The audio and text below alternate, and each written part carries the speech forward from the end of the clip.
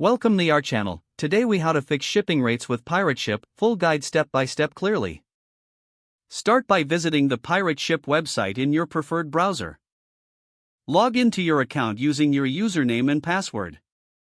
Once logged in, navigate to the dashboard. In the dashboard, locate the shipping rates section. Click on the edit button next to the shipping rate you wish to adjust. Review the current settings for that shipping rate. Adjust the shipping method as needed, choosing from options like priority mail or first class.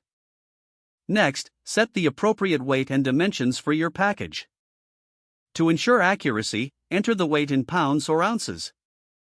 Specify the dimensions in inches, noting both length and width. If you're offering flat rate shipping, select the flat rate box type you want to use.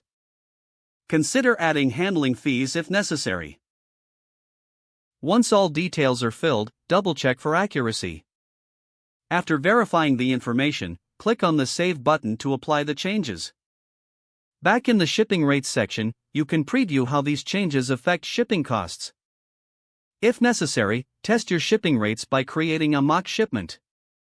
Select a destination and enter package details to see the calculated rates. Make any additional adjustments based on the mock shipment results.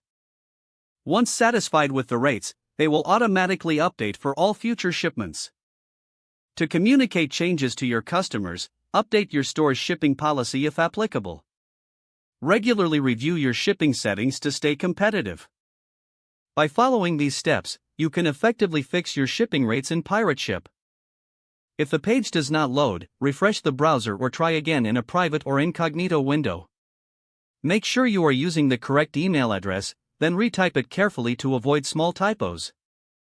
If your password is not accepted, use the reset option and create a new strong password you can remember. Check your spam folder for verification or security emails, then complete any requested confirmation steps.